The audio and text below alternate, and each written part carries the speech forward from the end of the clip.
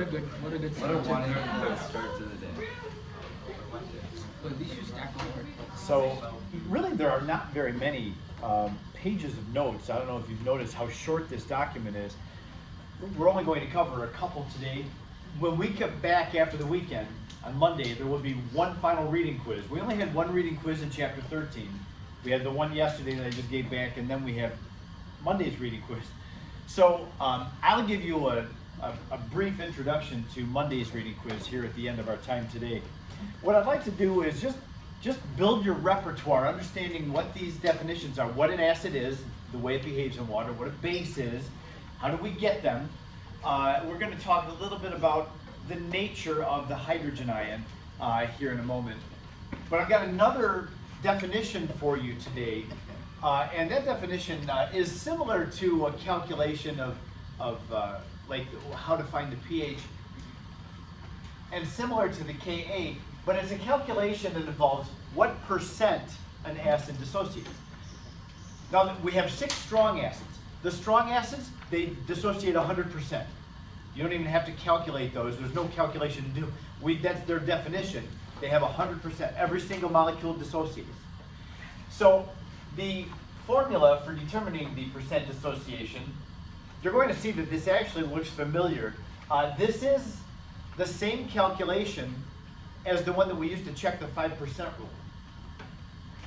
Take the hydrogen ion concentration, which is our X value, the amount that the reactant dissociates, and then divide it by the initial concentration of it. That's going to tell us what percent of the original concentration of that acid dissociated.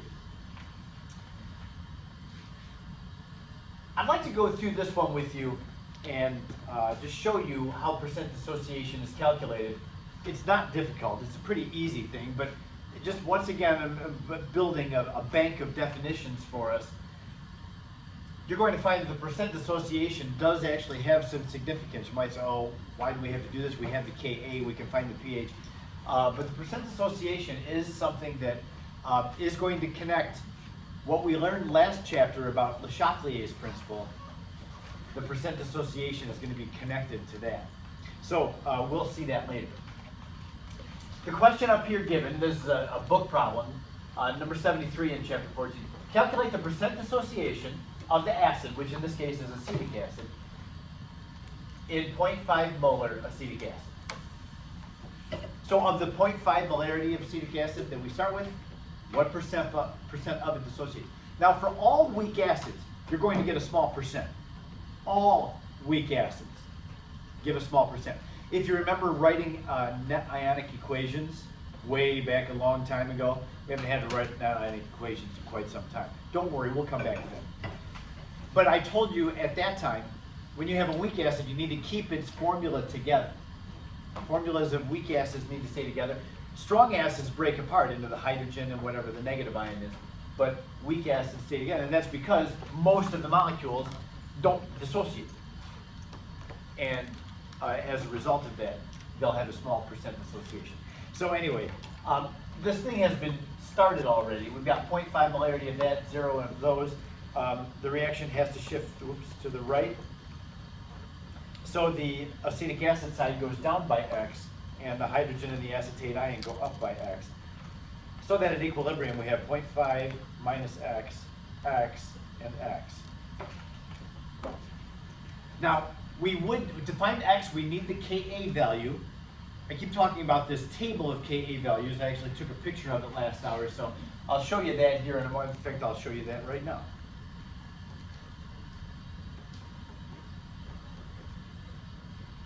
Yeah, here's the Ka. So this is found in the appendix of the book, and right after the thermodynamic table, you see up there delta H's, G's, and S's. Right after the thermodynamic table, we have our nice appendix 5 list of Ka values.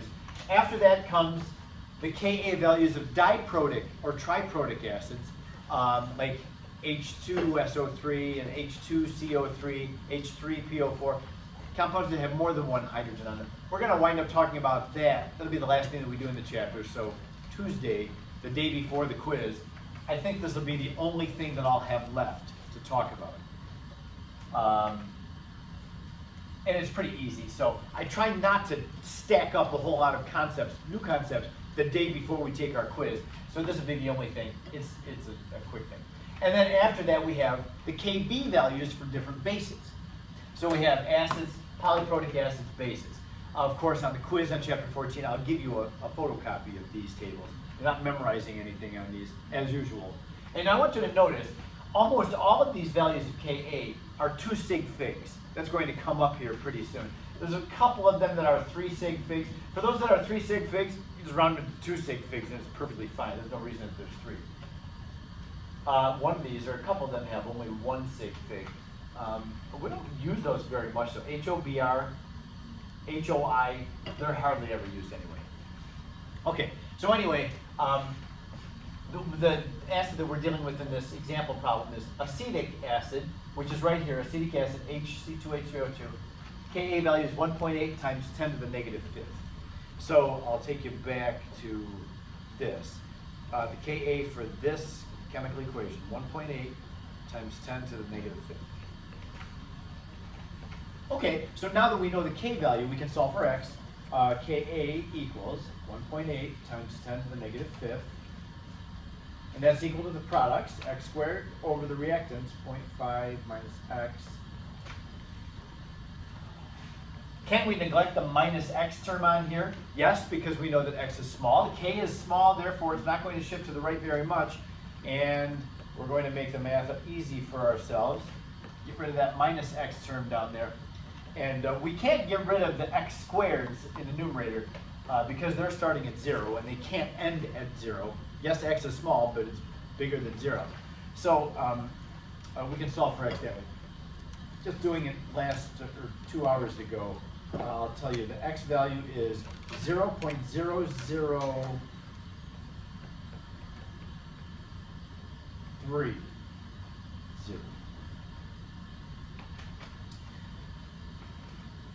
Now that is the hydrogen ion concentration at equilibrium. And so that's not what the question's asking. The question didn't ask for the pH. For once, almost always they just ask what's the pH of this solution.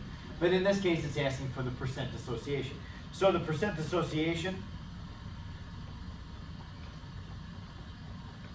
is going to be the hydrogen ion concentration, 0.003, divided by the original acid concentration, 0.5. And that's going to give us 0.60%. Oh, I didn't multiply by 100.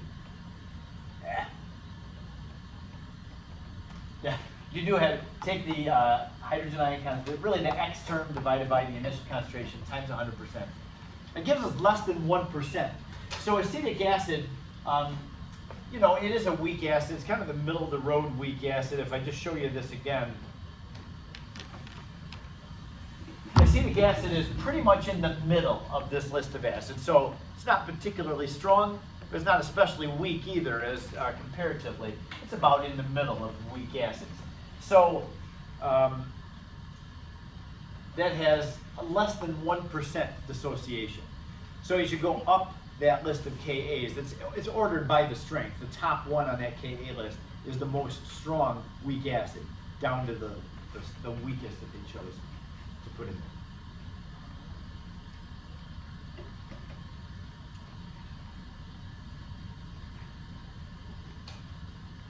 There's a question about percent dissociation in the homework problems. It's an amazing question. I love it. I'll get a lot of questions for you about it, but I will be glad to take it because I like talking about it. So yeah, that'll be something to look forward to. And you are going to do lots of problems over the weekend, right? We're going to knock out a lot of chapter 14 exercises and not wait and think about doing some on Monday and then decide to do them on Tuesday for your quiz on Wednesday, right? We're not doing that. We'll do lots over the weekend. All those, find the pH of this weak acid, find the pH of that weak acid. All those, just knock them out over the weekend. Okay, now I'm going to come back to this idea of bases, conjugate bases specifically. I know that we did, well, I guess we haven't done any find the pH of a base. I think that's what's coming next. No, that's, yeah, in a few slides, we'll do things like this. Well, here's a base in water. What's the pH of it? So far, we've only found the pH of acid solutions, but we'll get around to bases as well. For right now, just building our vocabulary,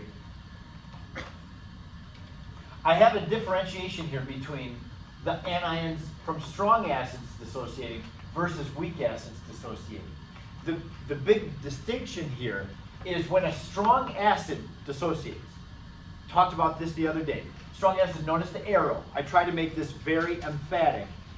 The strong acids, the reaction goes one way, 100%, and it cannot go the other direction. That's why our genius Taylor Swift sang, they're never, ever, ever getting back together.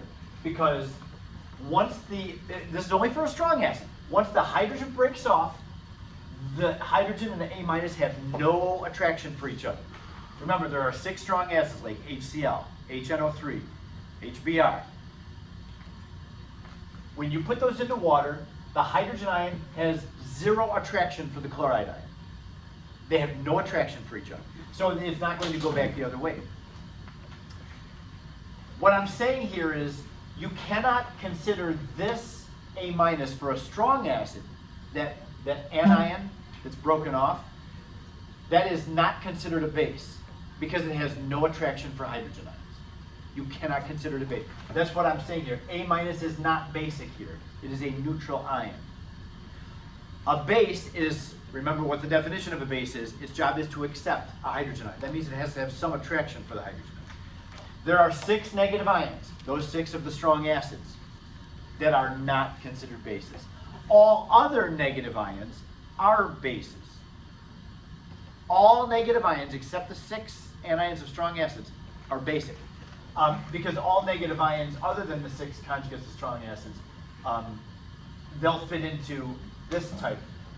All other acids are weak acids, so when the weak acids break apart, you get the hydrogen ion and the anion for it. That anion can go in reverse and accept a hydrogen and reform the reaction. You can see from that arrow, the A gets broken apart from the hydrogen, but the A can also attract or attach to the hydrogen.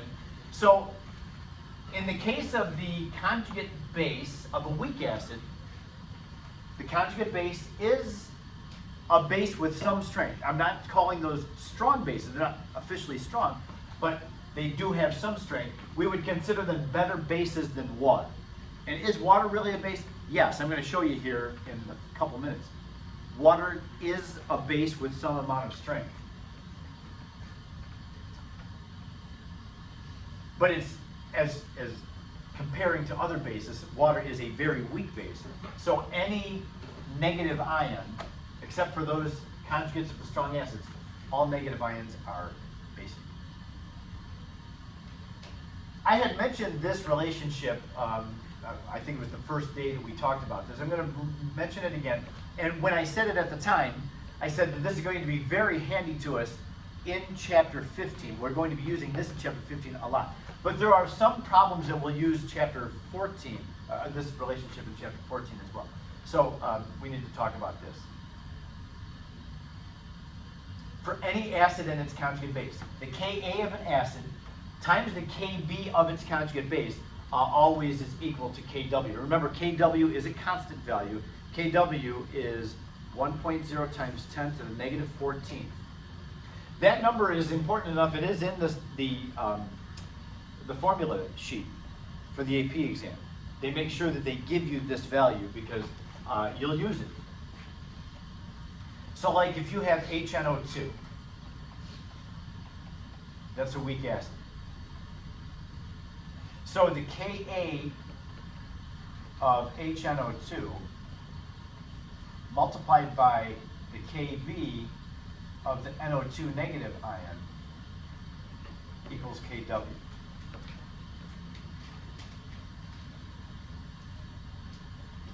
I'll just show you this one more time.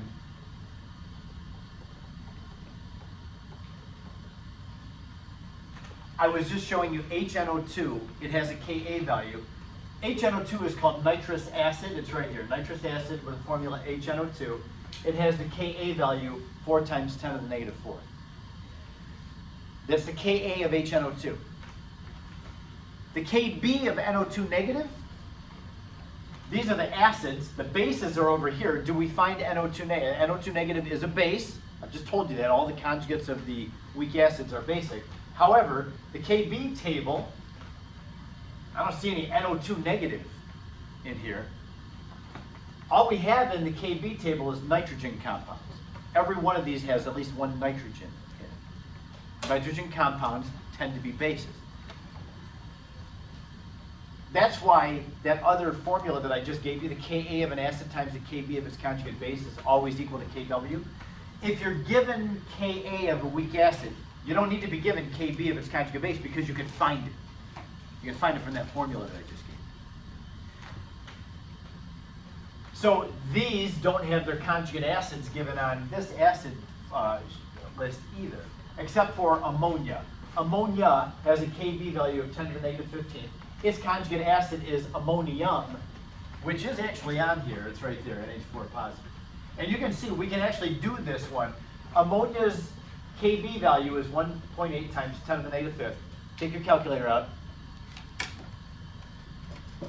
Put in 1.8 times 10 to the negative 5th. I'll wait for you. Go ahead and take your calculator out. 1.8 times 10 to the negative 5th.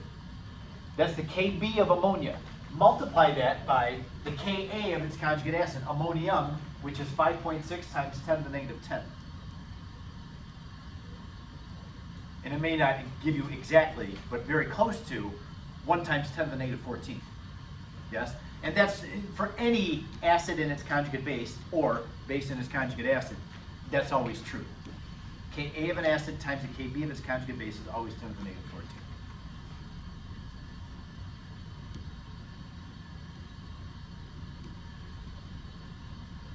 We'll bring that up and use it again. And as we move along. So I'll have just one last thing about acids, then we're going to get into some other things about bases. I find this to be a really fascinating example. This is in the book. It's number 57, so it's fairly early in the exercises. I already have shown you 73 in the exercises, 65 in the exercises. I thought there was one other, maybe that was all. So this is actually going backwards to number 57. And notice that it's choice C, or not choice C, but it's part C. So there was a 57A and a 57B. And then at 57C, they hit you with this one. I love this question. What is the pH of an HCl? Now you know something about HCl, right? You know something about HCl?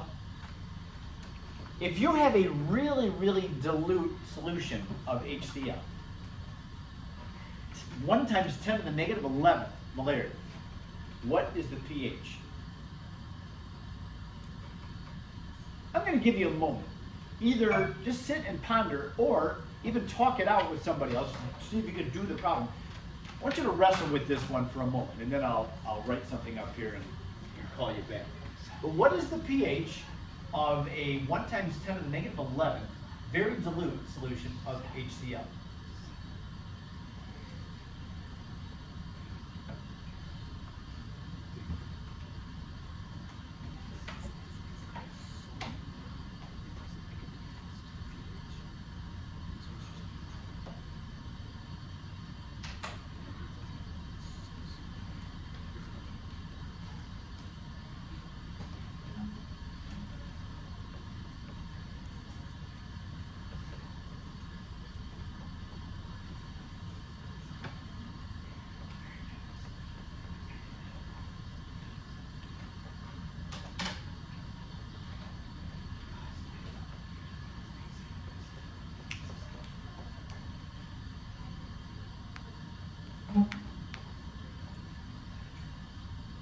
I'm going to do something up here that may seem unnecessary.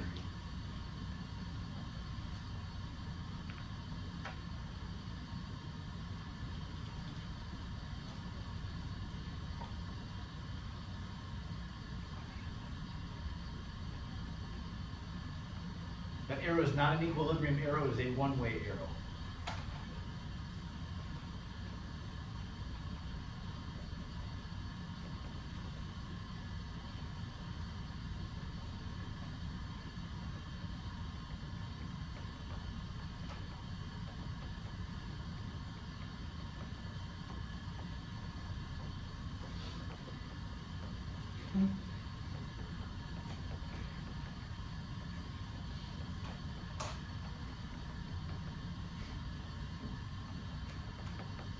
Does everybody agree that HCl, being a strong acid, will completely dissociate? And this reaction will completely go to the right so that there is 0 of the HCl at the end. I'm not even going to use equilibrium here. It does not come to equilibrium. I'll use end for the E term because when this thing dissociates, there is 0 of HCl left. Which means that if it went down by 10 to the negative 11th power, the right side had to go up by 1 times 10 to the negative 11th.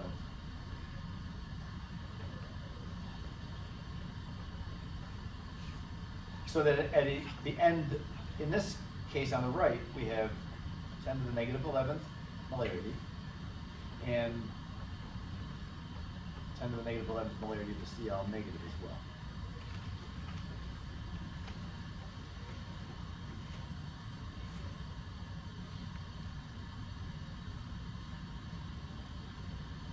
At a first glance, when you do this problem, unless you're Ahmad, you'll look at this and say, okay, this doesn't seem right, but it looks like the pH should be 11. If we have the hydrogen ion concentration, we take the negative log of that, we get 11. But we all agree that this is a hydrochloric acid solution. Yes? Hydrochloric acid is one of 6 strong acids. It's a strong acid. I know that it's a very dilute concentration, but I guess the question is, and let's see if we can reason this out. Can you have a strong acid that's so dilute, it's such a low concentration that it actually is basic? No, it can't be basic, can it?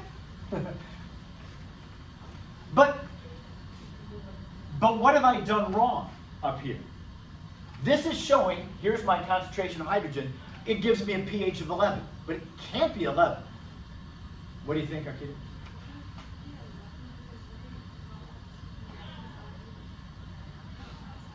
Say it louder. When you do the products over reactants? Right, it is not an equilibrium. I can't do an equilibrium calculation on this.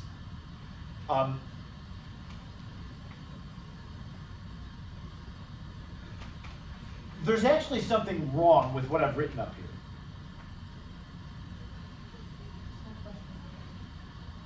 What's that? It's a stinker. And the Zundals actually set you up for this problem because you notice that it is part C of number 57. A and B were obvious. I mean, there'll be like normal concentrations of HCl. They're not so small.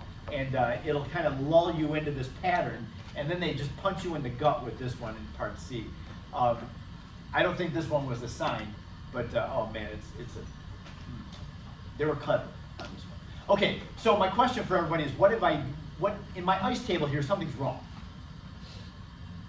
Can you see what it is?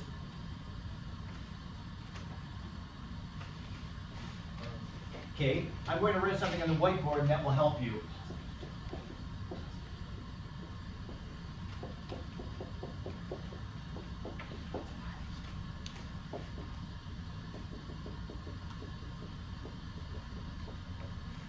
Okay, so once again, what have I done wrong with my ice table here?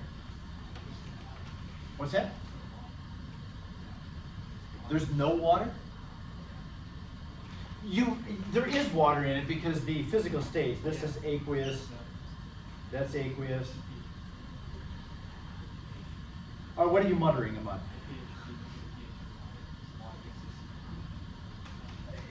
Yes. So what is wrong up here? One of my numbers is wrong. Well, which makes more than one of my numbers wrong. Are you not seeing it? Look at this. Do you remember this? We talked about this yesterday. Water on its own will dissociate, and some of the water molecules break apart. We have to add in the other ionization of water somewhere in there. This number right here. Does hydrogen ions concentration start at 0? Even if you start with pure water, you'll have some hydrogen ion because of this.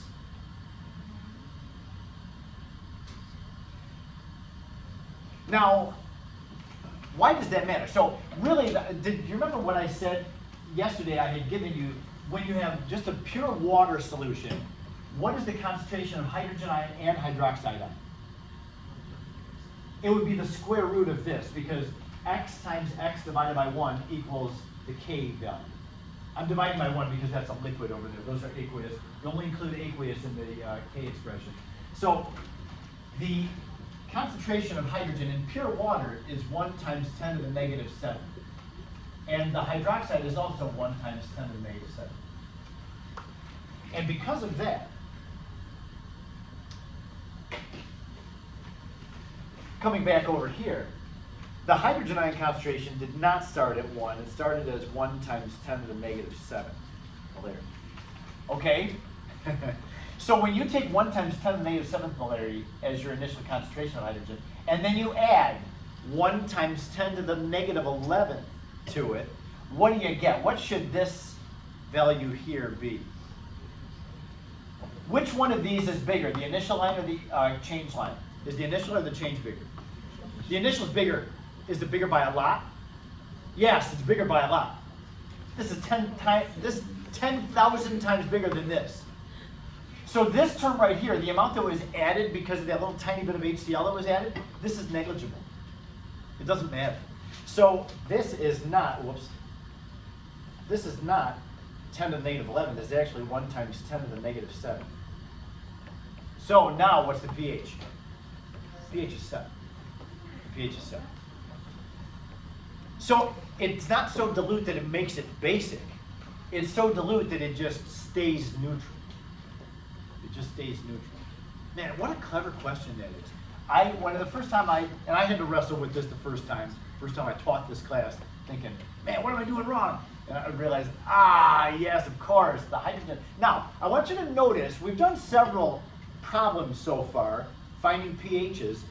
Let's go back up and see what the first one we did this hour, I put 0 up here for hydrogen. Now do we have to go back and redo all these problems? I know I make a lot of mistakes in first hour. I was telling my first hour, we have had to redo some problems because I made mistakes. Now do we have to go back and redo every problem? Here's the last one we did yesterday. I had 0 for hydrogen. The one before that, we started with 0 of hydrogen. Why now do we have to worry about, and then do we always have to worry about, well, hydrogen really doesn't start at 0, it starts at 10 to the negative 7 molarity. Only if what? No, it's not necessarily for strong acids, because usually you can just put a 0 up there. But the only time you need to worry about that initial concentration is, now listen to this, the only time you need to worry about this being 10 to the negative 7 is if you're changing by less than that. Because if we go back up here and look at the other problems that we've done, the change here was 0.003. It's way more than 10 to the negative 7. The change in the previous question was 0.0038, way more than 10 to the negative 7. The change in the question before that started with 0 hydrogen. The change was, well, it's smaller, 5 times 10 to the negative 5th, but it's still significantly more than 10 to the negative 7. So as long as your change in the hydrogen, or hydroxide if you have a base, as long as it's more than 10 to the negative 7, which it almost always is, then you can just assume that the initial concentration was 0. Yeah. Wouldn't that technically be more accurate if you always did? Yes, it would be. Yeah. But in this case, this is completely negligible because it's so much smaller. If seeing it in scientific notation isn't as obvious, but let's see, I'll use the space up here. 1 times 10 to the negative 7, and then 1 times, 1 times 10 to the negative 11. Look at this. 10 to the negative 7th is point. 10 to the negative 11th is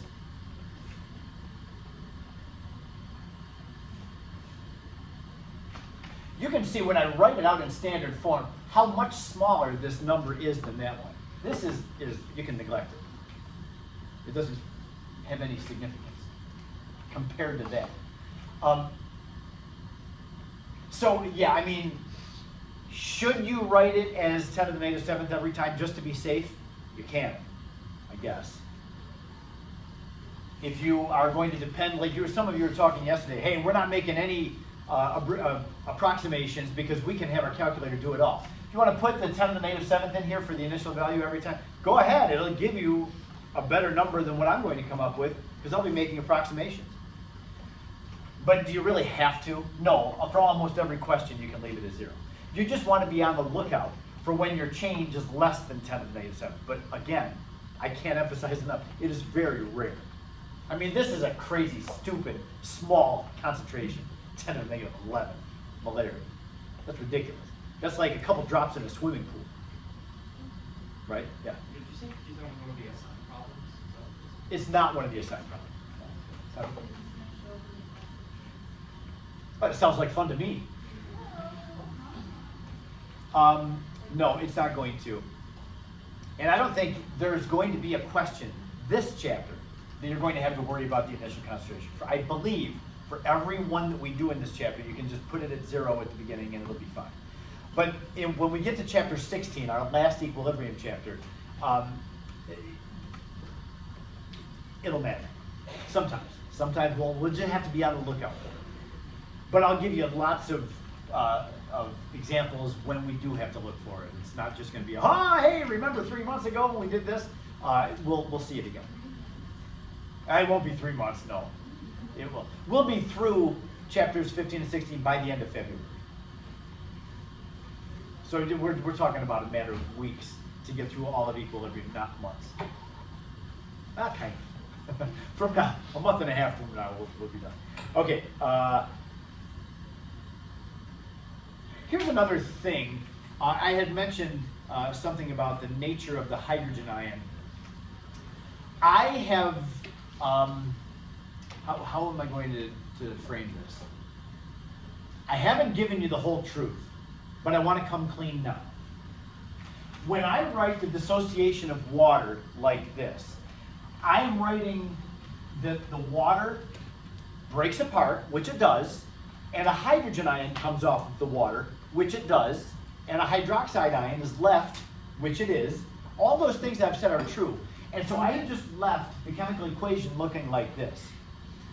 There is one other thing, though, about this reaction that I haven't told you that I think you need to know. I'm going to continue writing acid dissociations like this, where you have a hydrogen ion and then whatever the negative ion is produced. But I do need you to know that in reality, hydrogen ion does not exist by itself in water. You don't have just hydrogen ions, single protons, just hanging there surrounded by water molecules that are just like attracting their charges. What happens with a hydrogen ion,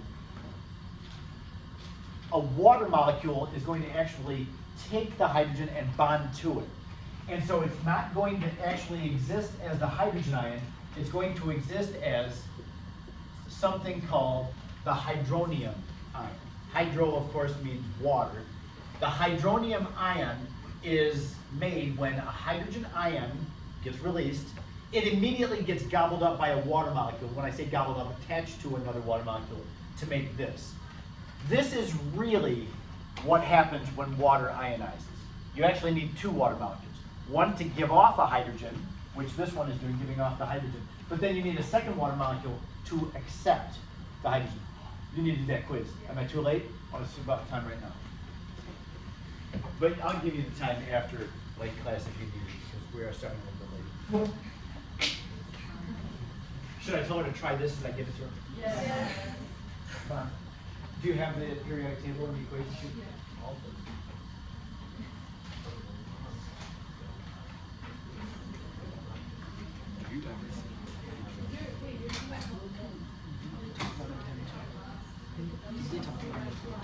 No, I never. You didn't listen. I didn't listen. I swear. Did you speed run? Yeah. I wrote you a note on there. That's how you learn. The machine Leave virtual your phone in the room if you will, please. Can you please not kid? Not for Michigan virtual. There was one for Ingenuity. There was one for Wait, what? Ask how many of did that. Okay. Actually, stick. I I had professors in my chemistry program in college. I had some professors that were different from other professors in this. I had some professors that if you just wrote H+, they would mark us wrong for that. Because they argued, which is not wrong, they were purists, and they said, you need to write the hydrogen ion as H3O+ because that's the way it exists in water. Don't write it as H+. So, you know, we had to acquiesce to whatever the professor wanted. That was the person grading us. So there were some of the people that graded us that needed us to write hydrogen ion in the form of hydronium. But then I had other professors that were said, well, you know, you should know that it actually does not exist by itself, but it's fine if you write it like that. And so when I first started teaching this class, I was very pleased when I was reading the book. The Zundals actually address this. Somewhere in chapter 14 it talks about this, and they say in there that they know that hydrogen ion doesn't exist by itself, it exists as the hydronium ion, but it's simple to write this, and as long as you understand that it doesn't actually exist in water by itself, then you just can write it like that. So I was pleased because I'm good just with writing that. That means that water acts as an acid by releasing a hydrogen. So one of these gives off a hydrogen, water can be acidic, but the other water molecule takes the hydrogen. So just the same water is a base. I had mentioned before that Kw is 1 times 10 to the negative 14th. In this reaction, water is releasing a hydrogen, so that means its Ka is also 10 to the negative 14th, and water is releasing a hydroxide ion, which makes its Kb value 1 times 10 to the negative 14th. This is the only case where that equation that I gave you, Ka times Kb equals Kw, the only time it doesn't work is for water. Water's Ka is 10 to the negative 14th, its Kb is 10 to the negative 14th, and of course Kw is 10 to the negative 14th. So when I mentioned a couple of slides ago, where is it now? Oh yeah, right here, right here. When I was talking about weak acids, how weak acids will break down into hydrogen ion and then whatever the conjugate base is. In this comment down here, I said A- is a fairly strong base, stronger than water. That's what I was talking about. For every weak acid that dissociates, the conjugate base for that weak acid is going to have a Kb value that's bigger than 10 to the negative 14. So this is how, I mean, there's going to be a lot of you, even though I have just said the Ka of water is 10 to the negative 14th, the Kb is 10 to the negative 14th, and the Kw is 10 to the negative 14th.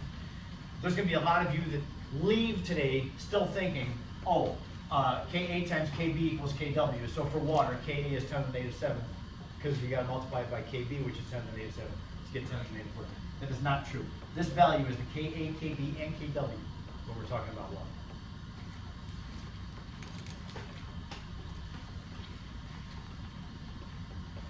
And water is just kind of an oddball. There are other things. So the term that we use, I haven't said the term out loud yet. The term that we use for something that can be both an acid and a base is amphoteric. Water is considered to be amphoteric. There are other things. Water is not unique like that. I mean, not everybody is amphoteric, but there are other substances or ions that can be amphoteric. I'll give you an example. HCO3 negative. HCO3 negative is the hydrogen carbonate ion. You can see that it has a hydrogen that it can release, that makes it an acid. But it also has room to accept a hydrogen. That makes it a base. So HCO3 negative would be amphoteric. As an acid, it can react, it would be weak. And this is hydrogen carbonate acting as an acid. It's releasing a hydrogen. As a base, if you put it into water,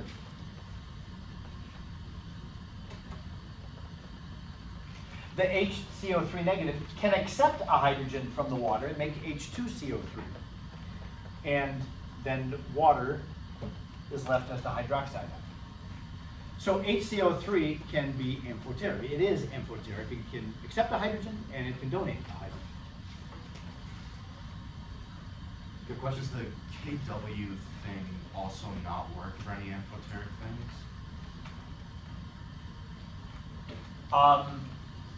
No. The Ka of HCO3 times the Kb of CO3 -2 would equal Kw. So the only time that this weird thing happens with water specifically, not all amphoteric things. Okay.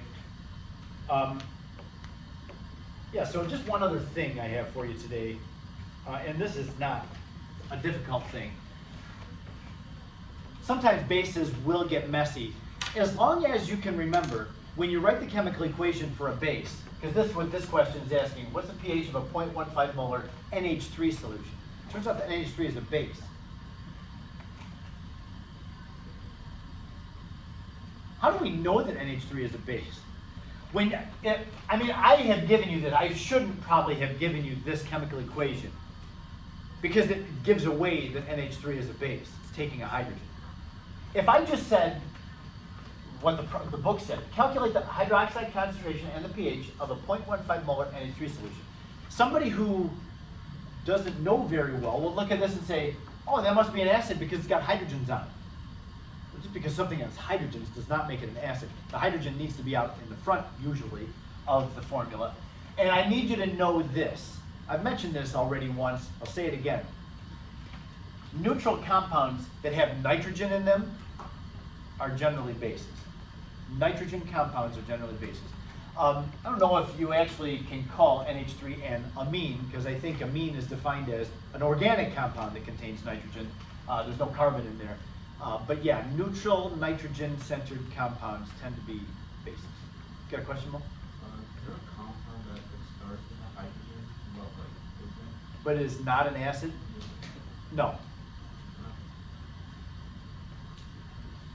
I'm just confirming in my mind, is there anything that I know of? I don't think so. I think if you got a formula that starts with hydrogen, it's going to be an acid. I do remind you though, and you know, sometimes, like on the AP exam, sometimes they'll do this. Organic acids. They have a COOH, carboxylic acids. If you remember, that was a long time ago. So if you get something like this, CH3COOH, this is acetic acid. It's a different way to write acetic acid. Also known as ethanoic acid, F being 2 carbons. Does that take you back at all? The COOH, this is an acid.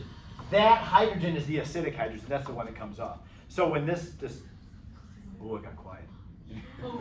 Man, I don't know if that's water circulating or if that's our heating system, but man, did that make a difference. So the products of this is not one of the strong acids. You've never seen this as one of your 6 strong acids. It's weak. So the conjugate base of that would be CH3COO negative.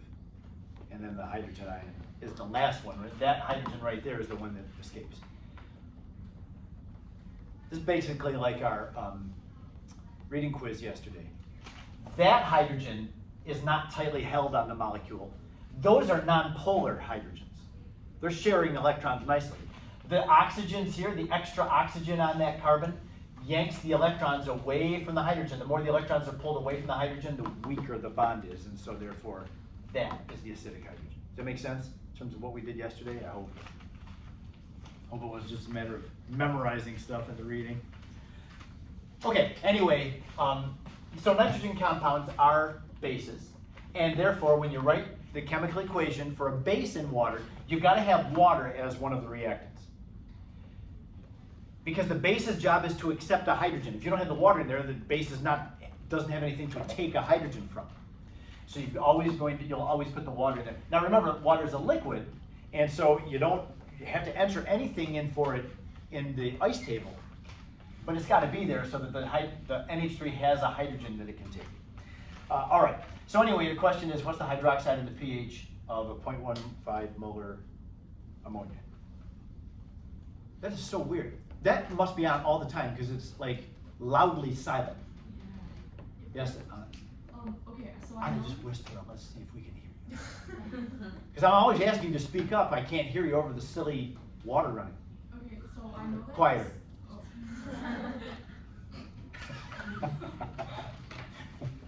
Okay, so I know that you said like the general rule about like nitrogen, like compounds and whatever. Mm.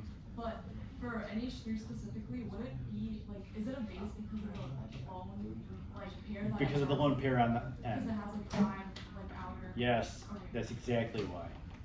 This thing right here is what makes nitrogen compounds a base, because nitrogen has an extra pair of electrons on it, it's not bonding. So that little electron negative cloud is attractive to a positive hydrogen ion. Yep, that's exactly right. Okay. And by the way, my mind went off. Just because a compound has nitrogen does not automatically make it a base. We know that HNO3, it starts with hydrogen, so we're thinking acid on that one. That's a strong acid. HNO2 is a strong acid. So, I mean, just having hydrogens in there does not make an acid, but having hydrogen out at the front of the formula, that's going to make it an acid. Okay, so anyway, let's finish our ice table here. That's going to go up by x, and that goes up by x. So we have 0.15 minus x, x, and x. And the KB value we don't have, it doesn't give it to us, but they gave us the tables in the end of the book. So once again, I'll just... We had seen this already. Ammonia is right at the top of the list of the KB values. And by the way, notice all these are nitrogen compounds. They all have nitrogen in them. See that? And you don't have any of the conjugate bases of the acids because you can find them from Ka times Kb equals Kw. So yeah, these are all just nitrogen neutral compounds. So the Kb value we need is right there, 1.8 times 10 to the negative fifth.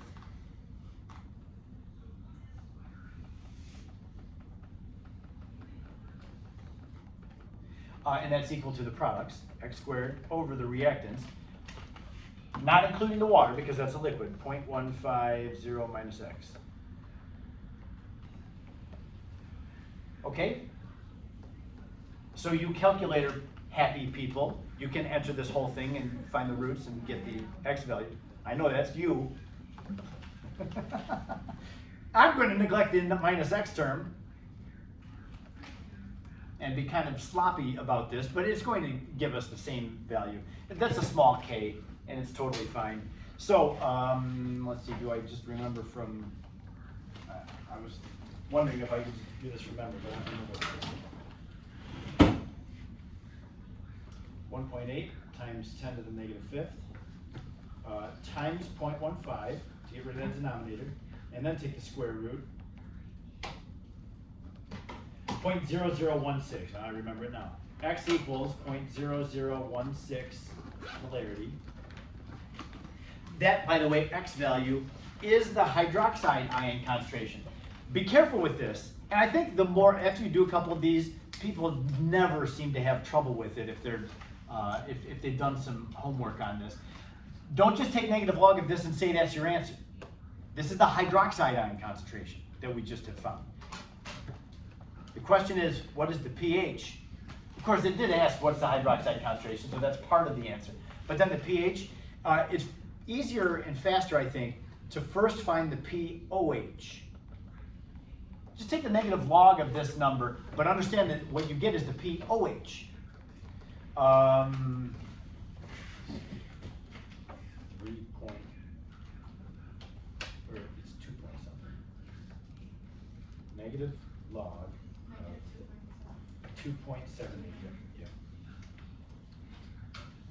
And therefore the pH is 14 minus 2.78, which is 11.22. So it's got a pH above 7, which makes it a base. Yes? I was just going to do that too. Okay. Yes, I am. That's the next thing. And listen, it's about time to go. Okay, here's the rule for when you take the logs.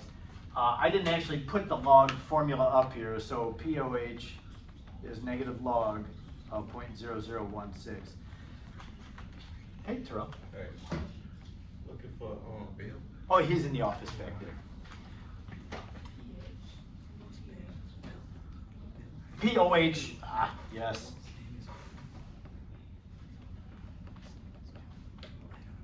Okay, here's the sig fig rule.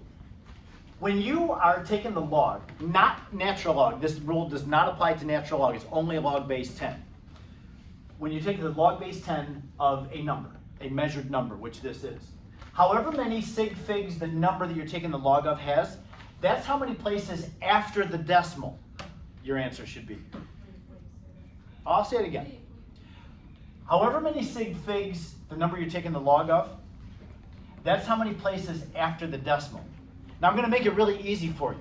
Just about all of our Ka values have 2 sig figs. So therefore all of your hydrogen and hydroxide ion concentrations pretty much are going to have 2 sig figs. So that means that all of your pHs and pOHs, put 2 places past the decimal, and then you don't even need to think about it. Just go 2 places past the decimal on all pH values and pOH. You missed that? However many sig figs, this has 2 sig figs, that means when you get an answer, round it to two places past the decimal.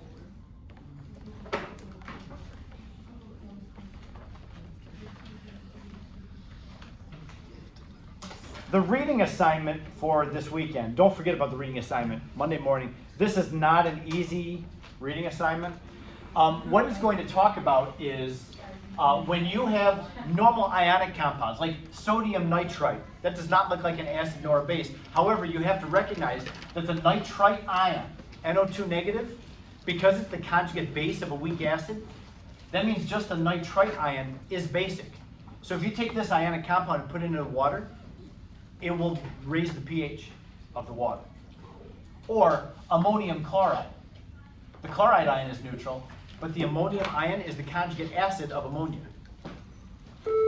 So it's acidic. This you put into water, it would decrease the pH. So yeah, do that reading. Don't start at 11 o'clock Sunday night or 7 o'clock Monday morning. I'll make sure to start right before class, 2 seconds before. You're not going to do that, right? Oh. I'll give myself 2 whole minutes to read it. Oh yeah. How many pages is it? Like 5. I can do that. As soon as he plays that song, I will record myself reading the entire thing and then listen to it while I sleep. I think that would help. yeah, it's like something about. Yeah, exactly. Something about messaging. AP I thought it was like. Ooh, I should get the book in an audio book. According to like certain people. And then I can just listen to it while I sleep every single day until AP is finished. That's such a good idea.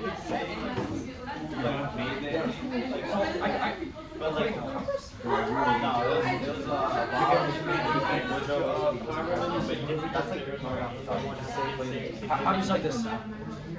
What do you write for? The sig figs of the pOH has to be the same as the sig figs. That's why I skipped that part. It's like, but I probably would get it.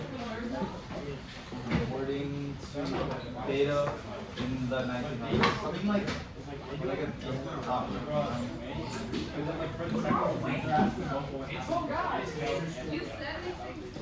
This is chapter 15. Not, okay, so I got yeah,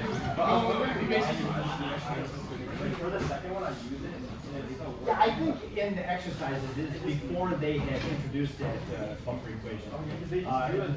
For all those, yeah, even when I'm teaching this, the first couple of times I do it the long way with somebody else do it, and then I teach the but yeah, it's like walking through what's in that.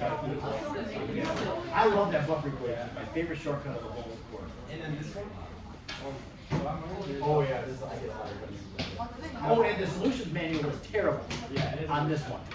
But it makes sense, but I was just wondering, they don't talk about like because like what they're just doing is that they use like the normal algebra way just to Yes. have use the buffer first. Yes. Because only assuming because what they do is they just say like whatever it's like decreasing by the amount of the because obviously that's not fully as long as it doesn't make it on acid or on base. But then like don't you have to check the box in the first thing that matters because then you first have to find the equilibrium state and then see how much you have to add. Because they don't really say They don't ever they do say that. like assumptions, right? Yeah, right. But they never do that, so I was wondering like because Well, did they If we're not, no, but they didn't get rid of the plus X and minus thing. The only time they didn't check. because look, if the concentration is 2, like for each page, it will change it instantly like, before you add the heading. Because like for some of the problems you do that, like, you have to use page space first to find what the concentration will be, and then see. Yes, but they don't do that. So I'm assuming because but they didn't say anything about the concentration. Yeah, but they're not neglecting anything. That's why they don't use the factor. They're not even using the factor. But like I'm asking, is it technically using it because you're saying This can be done because I'm telling you. It's not used here. Let's talk about this one. yeah. I do want to show you.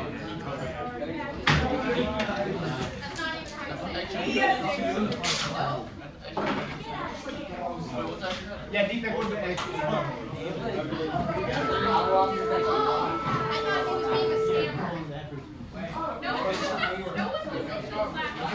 Oh, I'm sorry about that. No, we're next. How do you know that? You got it.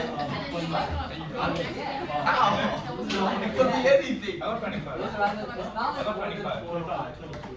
Out of 30? Yeah.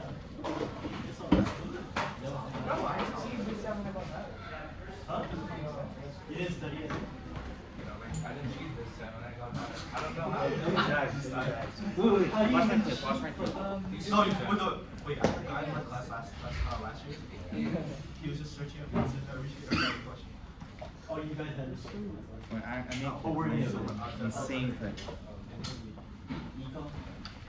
Yeah. Mr. Richard doesn't use that.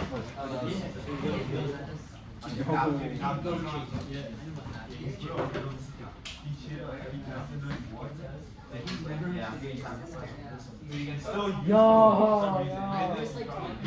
just to say that was 3 seconds, bro. You have to fire it. Please stop it.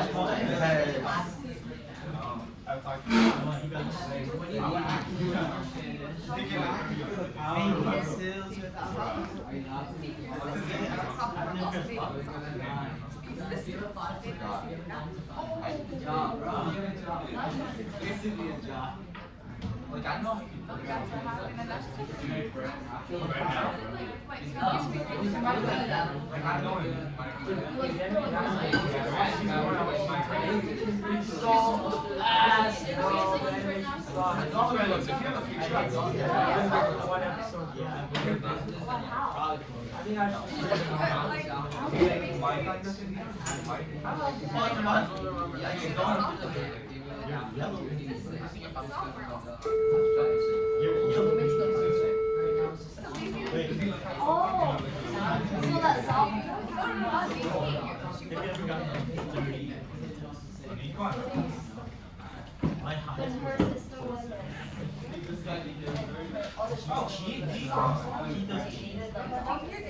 Alright, It's macro.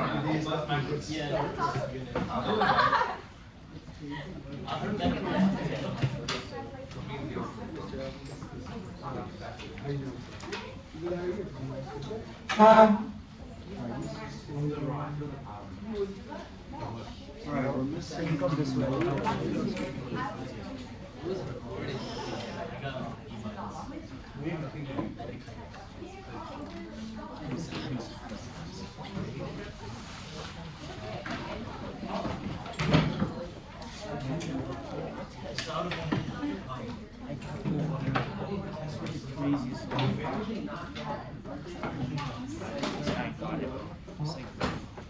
Alright, let me return to you yesterday's reading. I got a 21.38, but Loki was like, just like, my blaze rates were insane that one. This is like pure skill. This one. That one is just pure luck. This one's pure skill.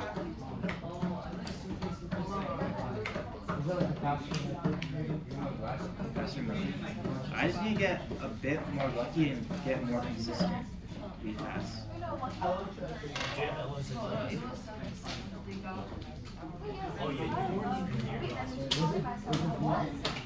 Yeah, it was DVD. Bro, imagine.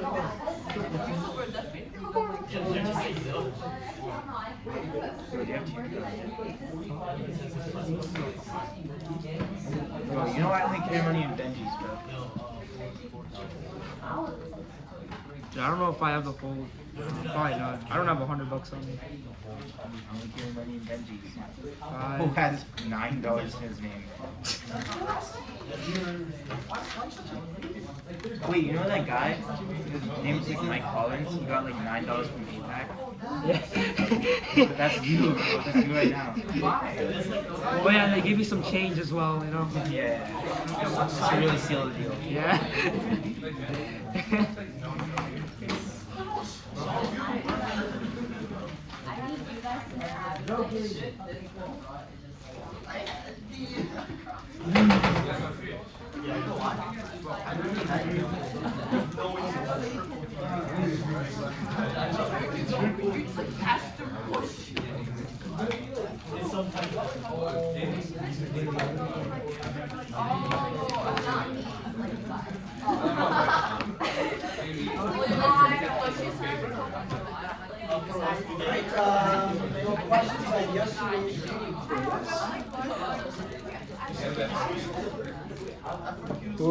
Who are we recording for?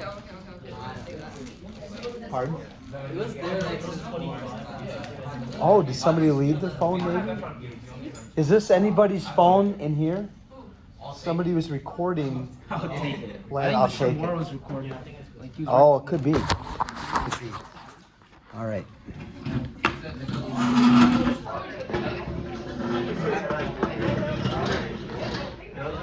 Is it on?